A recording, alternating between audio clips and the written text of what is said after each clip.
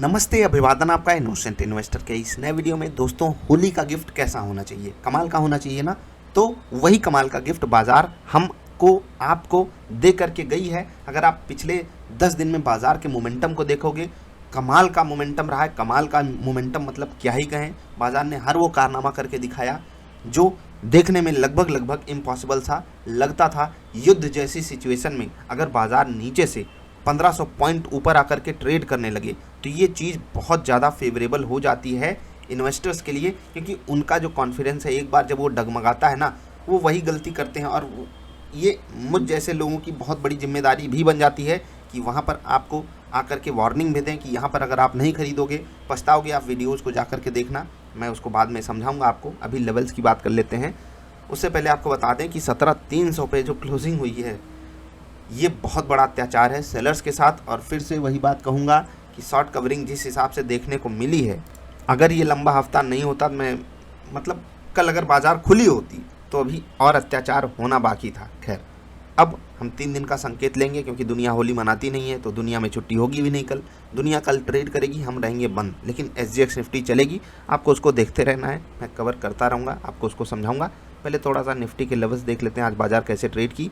पिछले कई दिनों की परफॉर्मेंस लेवल्स की आज अगर उनसे तुलना करोगे तो आज परफॉर्मेंस कम रही है, लेकिन फिर भी कुछ जगहों पे लेवल ने बहुत कमाल का काम किया। जैसे लोअर लेवल्स पे जो बाजार के लिए इंपॉर्टेंट लेवल था, बाजार ने वहीं पर सपोर्ट लिया और फिर धूम धड़ाका करती हुई भाग गई। सबसे कम सम्मान की कोई अगर लेवल पाया है तो यही वाला लेवल था, इसको तोड़ करके बाजार चली गई। 10 मिनट की कैंडल में थोड़ा सा इसने इंतज़ार करवाया, लेकिन ट्रेड बहुत बढ़िया मिला था 10 मिनट की कैंडल पे। 3 मिनट का ट्रेड अगर हम लेते तो वो ब्लेसिंग इन डिस्गाइज ही साबित होता, क्योंकि जस्ट हमारा टारगेट हिट होता वहाँ पर और उसके बाद बाजार रिवर्स कर जाती हमारे सपोर्ट लेवल से ही। हमको लगा कि सपोर्ट नज़दीक है, सेल साइड का ट्रेड मिला है तो अवॉइड कर देते हैं, और अवॉइड भी किया तो मतलब एक तरीके से गलत हो गया हमारे साथ, क्योंकि हमको टारगेट मिल जाता, जितना हमको 20 पॉइंट चाहिए होता है, छोटा सा टारगेट वो मिल जाता। लेकिन फिर वही कहानी है, ब्लेसिंग इन डिस्गाइज होता, क्योंकि थोड़ी देर बाद बाजार हमारे सपोर्ट पे ही, जो कि आपको कल की बाजार वाली वीडियो में ये वाला लेवल समझाया जाता है। मैं आपको दिखा देता हूँ, आप यहाँ पर देख सकते हो। मार्केट प्रेडिक्शन में जो इंपॉर्टेंट लेवल था, ठीक है, 188 था, 236 और 293 था, वही मैं आपको यहाँ पर दिखा रहा हूँ। ठीक है, आप समझ गए होंगे ब्लेसिंग इन डिस्गाइज क्या होता है। जिनको नहीं पता सर्च कर लेंगे।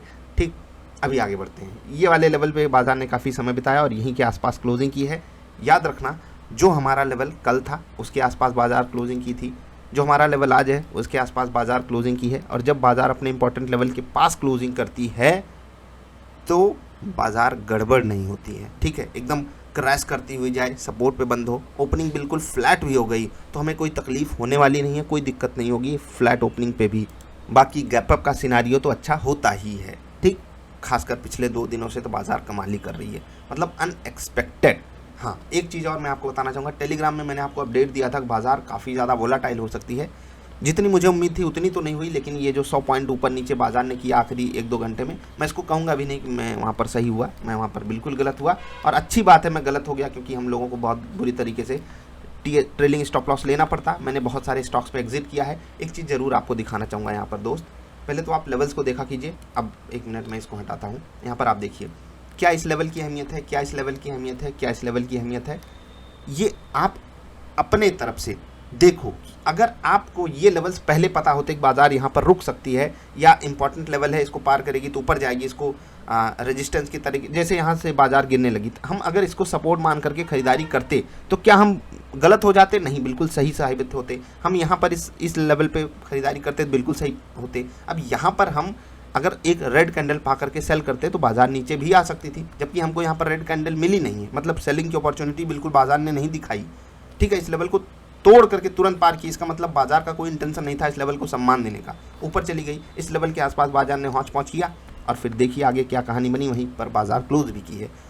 तो आप ये डिकोड किया करो कि जो मैं आपको पहले 1 दिन पहले आप यहाँ पर आकर के देख सकते हो, जो मैं आपको लेवल्स बताता हूँ, क्या उनको आप किसी अलग तरीके से उपयोग करके ट्रेड कर सकते हो?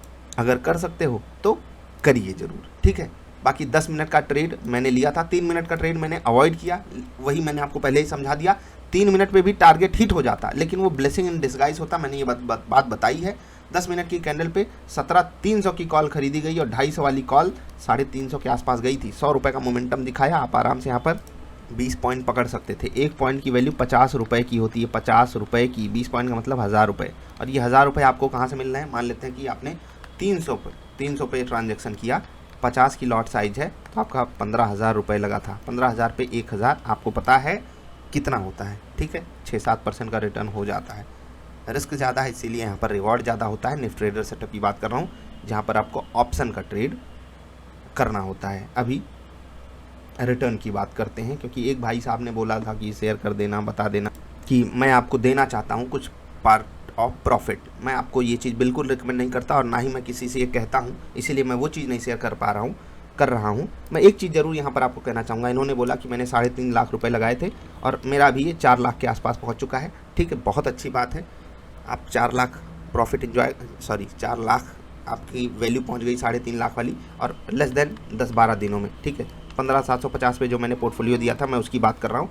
वहाँ पर इनको ठीक ठाक प्रॉफिट हुआ है, और आज पोर्टफोलियो में इसकी भी बात करूँगा, 3.24% का रिटर्न आया है। उन्होंने कहा था कि यहाँ पर आप बिल्कुल, मैं आपके कारण प्रॉफिट पाया हूँ, तो आपको धन्यवाद के तौर पे मैं कुछ देना चाहता हूँ। मैं आप में से जितने भी लोगों के पास ये फीलिंग आती हो, मैं एक ही रिक्वेस्ट करूँगा दोस्त, कि आपके आसपास बहुत ऐसे नीडी लोग हैं, आप उनको कैश में मदद मत कीजिएगा। कैश में आपको मदद नहीं करनी है, लेकिन जैसे कि कॉपीज़ हो गई, बिस्किट्स हो गए, ठीक है, और आपको खुद पता है कौन इसको डिज़र्व करता है।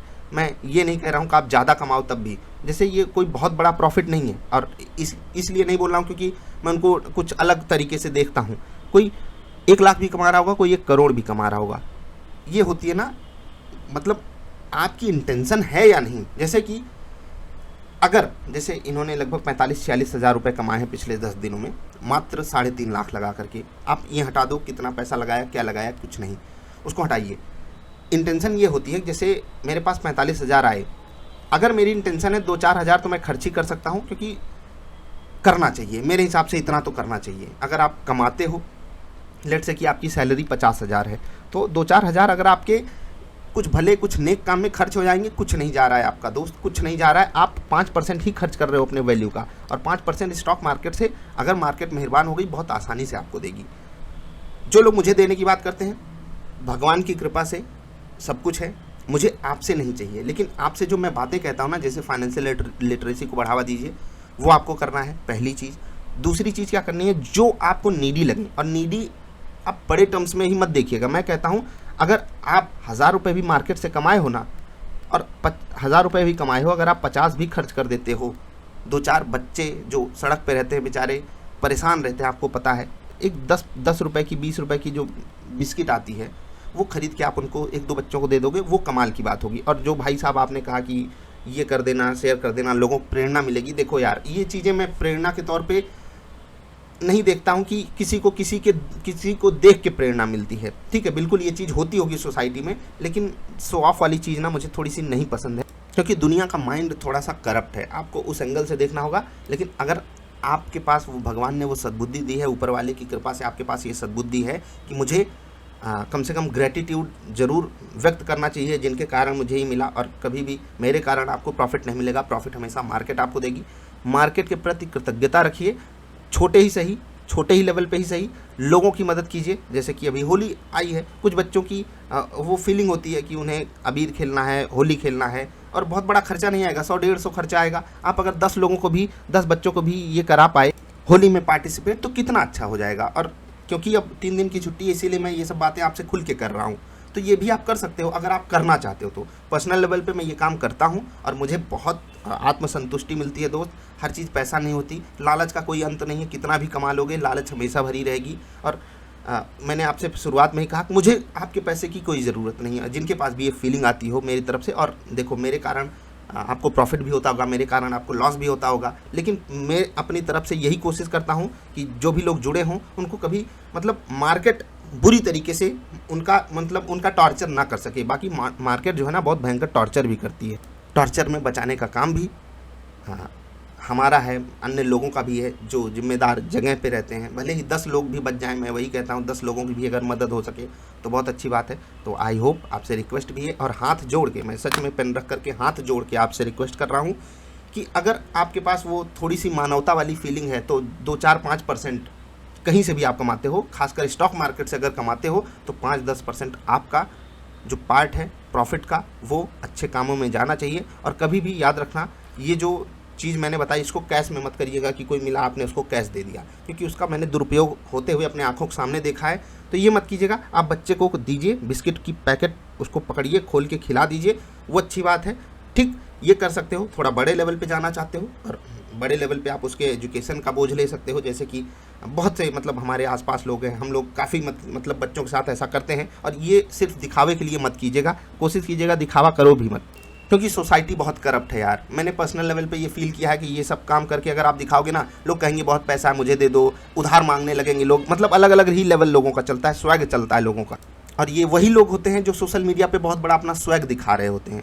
तो इन्हीं सब कारणों से मैं थोड़ा सा अलग हटके रहना चाहता हूँ। आपसे भी बार बार मैंने रिक्वेस्ट की है, ये काम ज़रूर कीजिएगा। अब थोड़ी सी परफॉर्मेंस की बात करते हैं। जैसे बहुत से लोग पोर्टफोलियो की बात कर रहे थे, मैंने आपसे कहा था कि जब ऐसी बाज़ार गिरती है, जब ऐसे समय आते हैं, तो वहाँ पर नो ब्रेनर स्टॉक्स हमारे सामने अवेलेबल होते हैं। नो ब्रेनर स्टॉक्स वो होते हैं, मतलब बिना जाने समझे आप उनको खरीद लो, क्योंकि ये गिर गए फालतू में गिरे हैं। और वहाँ पर मैंने आपको स्टॉक्स आकर के बताए थे, HDFC bank, Kotak Mahindra bank. देखिए 1300 वाला स्टॉक आज 1450, इवन 1500 पे खड़ा है। पोर्टफोलियो का हिस्सा था, जो इनका रिटर्न आया है ना, यहीं से आया है। एक भी स्टॉक इन्होंने इधर उधर नहीं खरीदा है। इतना भरोसा करने के लिए निखिल जी आपको बहुत बहुत धन्यवाद और शुभकामनाएं। आपको रिटर्न मिला है, भगवान की कृपा से आपको रिटर्न मिल भी गया। और हम सबको जब भी रिटर्न मिलेगा वही मार्केट भगवान है, उसी की कृपा से मिलता है। क्योंकि अगर मार्केट नहीं चली होती हम सब रिटर्न कहाँ से लाते। शुरुआत में मैंने कहा होली का इससे बेटर गिफ्ट कुछ नहीं हो सकता, और मार्केट ने अगर हमको होली पे दिया है तो उसका सदुपयोग हमें करना चाहिए, ये तो आप जानते हो। ठीक है, श्री सीमेंट आप देख सकते हो कितने बढ़िया लेवल पे हम लोगों ने पकड़ा था और कहाँ आकर खड़ा है। और सिर्फ श्री सीमेंट नहीं, मैंने आपसे कहा था अगर जिनको ये स्टॉक महंगा लग रहा हो, मुझे पसंद है क्योंकि मुझे नहीं लगता कि ये यहाँ से अपॉर्चुनिटी ज़्यादा देगा नीचे के लेवल की। दूसरा मैंने आपसे ये कहा था कि आप दूसरे सीमेंट स्टॉक्स खरीद सकते हो, और देखिए वो कितने बढ़िया फोकस में है, कितनी बढ़िया तेज़ी दिखाए हैं, जाकर के चेक कर लेना। ठीक है, इसके अलावा बाटा मैंने कहा था थोड़ा और नीचे का लेवल मिल जाए, और देखिए मिला भी था, और कितना बढ़िया इसने रिटर्न दिया है। आज 1700 वाला 1950 पे खड़ा है, 250 का कमाल का रिटर्न। और ये सब स्टॉक्स आप SBI कार्ड भी देख सकते हो। ठीक, इसके अलावा भी कई सारे स्टॉक्स थे उस पोर्टफोलियो में। ये पोर्टफोलियो तब आया था जब मार्केट में हाहाकार मचा हुआ था, चारों तरफ से बोल रहे थे बेचो बेचो। बाकी निफ्टी की बात करते हैं अब। Movers HDFC, Titan, JSW steel, SBI life, Reliance, सब 3.5, कोई 4, कोई 5% ऊपर। नीचे देखिए गिरने में इन्फोसिस, ये सब चले स्टॉक्स हैं। इन सिप्ला, IOC गिर गया थोड़ा सा, SL टेक थोड़ा सा गिरा है। निफ्टी नेक्स्ट 50 आज अंडर परफॉर्म किया। यहाँ पर स्टॉक्स जो गिर गया, Apollo hospital, Bajaj holding, Ambuja cement. आज अंबुजा सीमेंट यहाँ पर गिरा है, लेकिन अंबुजा सीमेंट की परफॉर्मेंस देखिएगा। डाबर गिर गया, गेल गिर गया। निफ्टी मिड कैप में आप देख लीजिए, AU small finance bank, Ashok Leyland, federal bank, BEL, ये सब स्टॉक्स इनमें से बहुत सारे चले भी थे। कोटक महिंद्रा बैंक आज देखिए टॉप गेनर है।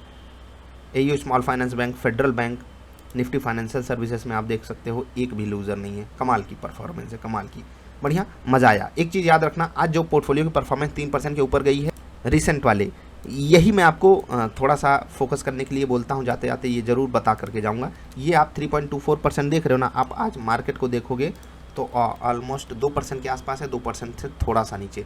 मार्केट से 50% ज़्यादा बेटर परफॉर्मेंस है। ठीक है, 50% मतलब समझिएगा 2% का 50% होता है 1, 2 की जगह 1 और जोड़ दो तो यानी कि 3 जब हो गया, 2 का 150% होता है 3। ये आपको पता है ना, कोई दिक्कत तो नहीं? जी हाँ, तो वही मैं बोल रहा हूँ, मार्केट से बेटर परफॉर्मेंस करके दिया है पोर्टफोलियो ने, और आपको हमेशा ऐसे पोर्टफोलियो बनाने चाहिए। मैं ये कभी नहीं कहता हूँ कि आपके पास हर सेक्टर का स्टॉक होना चाहिए। आपको जो स्टॉक टेक्निकली स्ट्रांग लग रहा होगा, फंडामेंटली स्ट्रांग लग रहा हो, फ्यूचर उसका गड़बड़ ना हो, वो ज़रूर सेलेक्ट करना चाहिए। ठीक है, मैं हर सेक्टर में रहने की बात पे बहुत विश्वास नहीं करता हूँ, और ये बात मैंने आपको कई बार समझाई भी हुई है। अभी मैं आपसे विदा ले रहा हूँ, बहुत बहुत शुभकामनाएं आपको। होली आने वाली है, मैं आपके लिए वीडियोज़ लगातार रिकॉर्ड करता रहूँगा, क्योंकि बहुत सारी बातें आपको बतानी है, बहुत सारी चीज़ें आपके साथ शेयर भी करेंगे। अभी मैं आपसे विदा ले रहा हूँ। जो बीच में मैंने बातें कही उसके बारे में आप क्या सोचते हो, मैं आपके कमेंट ज़रूर पढ़ना चाहूँगा, या फिर आप रिप्लाई कर देना। कल एक भाई साहब थोड़ा सा कुछ बात बोले थे, मैं उसके बारे में थोड़ी सी बाद में बात करूँगा। अभी विदा ले रहा हूँ, वीडियो पसंद आई तो लाइक कर देना। जल्दी मिलेंगे ढेर सारी अच्छी वाली वीडियोज़ में। फाइनेंशियल लिटरेसी को आप बढ़ावा दोगे, उससे बड़ा गिफ्ट मेरे लिए कुछ भी नहीं होगा। आपको आभार वीडियो देखने के लिए, नमस्कार।